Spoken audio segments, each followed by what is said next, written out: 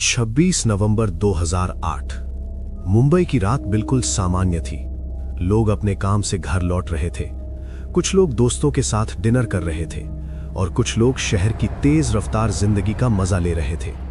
लेकिन किसी को अंदाजा भी नहीं था कि अगले कुछ घंटों में ये शहर इतिहास के सबसे भयानक आतंकी हमलों में से एक का सामना करने वाला है। कुछ ही देर में गोलियों की आवाजें गूंजेंगी, डर से भरी चीखें सुनाई देंगी और पूरा देश टीवी स्क्रीन के सामने सांस रोककर बैठ जाएगा। ये कहानी है 2008 मुंबई अटैक्स की, एक ऐसी रात जिसने पूरे भारत को झकझोर कर रख दिया। यह हमला अचानक नहीं हुआ था, इसके पीछे महीनों की योजना और तैयारी छिपी हुई थी। 10 आतंकियों का एक समूह समुद्र के रास्ते भारत में घुसने वाला था। उनका लक्ष्य साफ था, मुंबई के सबसे भीड़भाड़ वाले और प्रसिद्ध स्थानों को निशाना बनाना। हमले से पहले आतंकियों ने समुद्र के रास्ते पाकिस्तान से यात्रा शुरू की। उन्होंने एक भारतीय मछली पकड़ने वाली नाव को रास्ते में कब्जे में ले लिया। इस नाव का नाम था MV कुबेर। इस नाव के कप्तान को मजबूर किया गया कि वो उन्हें मुंबई के करीब तक ले जाए। जब वे शहर के पास पहुंचे तब आतंकियों ने नाव को छोड़ दिया और छोटी बोट में बैठकर मुंबई की तरफ बढ़ गए। रात लगभग 8 बजे वे मुंबई के समुद्र किनारे पहुंच चुके थे। यहां से उन्होंने अलग अलग टीमों में बंटकर शहर में प्रवेश किया। उसी समय मुंबई की सड़कों पर जिंदगी बिल्कुल सामान्य चल रही थी। किसी को भी आने वाले तूफान का अंदाजा नहीं था। रात करीब 9:20। मुंबई के भीड़भाड़ वाले railway station Chhatrapati Shivaji terminus पर लोग ट्रेन पकड़ने की जल्दी में थे। अचानक 2 आतंकियों ने स्टेशन के अंदर अंधाधुंध गोलियां चलानी शुरू कर दी। कुछ ही सेकंड में पूरा स्टेशन अफरा तफरी में बदल गया। लोग अपनी जान बचाने के लिए इधर उधर भागने लगे। कई लोग जमीन पर गिर गए और पूरा प्लेटफॉर्म डर और चीखों से भर गया। इसी दौरान मुंबई के कई और स्थानों पर भी हमले शुरू हो चुके थे। दक्षिण मुंबई में स्थित प्रसिद्ध होटल ताजमहल पैलेस होटल अचानक गोलियों और धमाकों से गूंज उठा। आतंकी होटल के अंदर घुस चुके थे। उन्होंने मेहमानों और कर्मचारियों को निशाना बनाना शुरू कर दिया। होटल के अंदर डर का माहौल फैल गया। लोग अपने कमरों में छिप गए। कुछ लोग टेबल और दीवारों के पीछे छुपकर अपनी जान बचाने की कोशिश कर रहे थे। उसी समय पास ही स्थित एक और प्रसिद्ध होटल ओबरॉय ट्राइडेंट भी आतंकियों के निशाने पर था। यहां भी आतंकियों ने लोगों को बंधक बना लिया।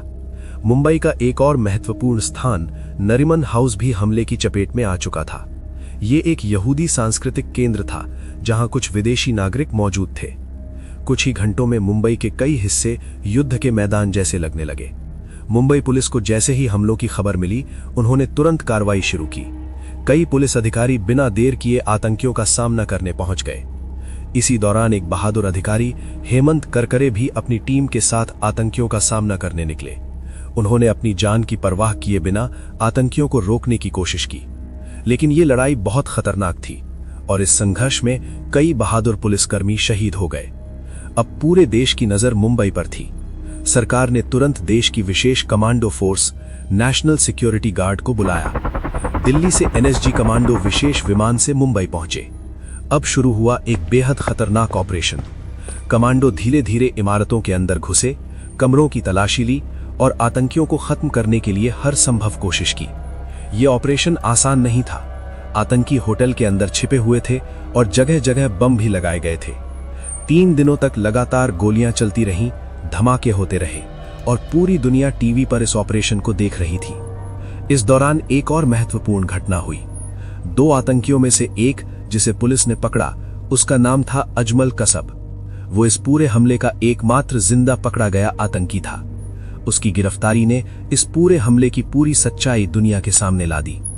पूछताछ के दौरान उसने बताया कि यह हमला पहले से योजना बनाकर किया गया था।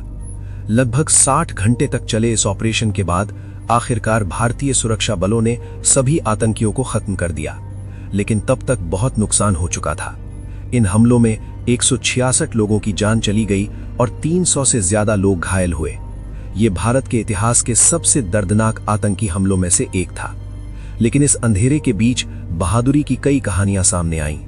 होटल के कर्मचारी अपने मेहमानों को सुरक्षित निकालते रहे। पुलिस और कमांडो अपनी जान की परवाह किए बिना लड़ते रहे और आम लोग भी एक दूसरे की मदद करते रहे। 26/11 की ये रात मुंबई के इतिहास में हमेशा याद रखी जाएगी। ये सिर्फ एक आतंकी हमला नहीं था, ये एक ऐसी घटना थी जिसने पूरे देश को एक साथ खड़ा कर दिया। और उस रात डर और दर्द के बीच एक चीज सबसे मजबूत होकर सामने आई, वो थी मुंबई की हिम्मत।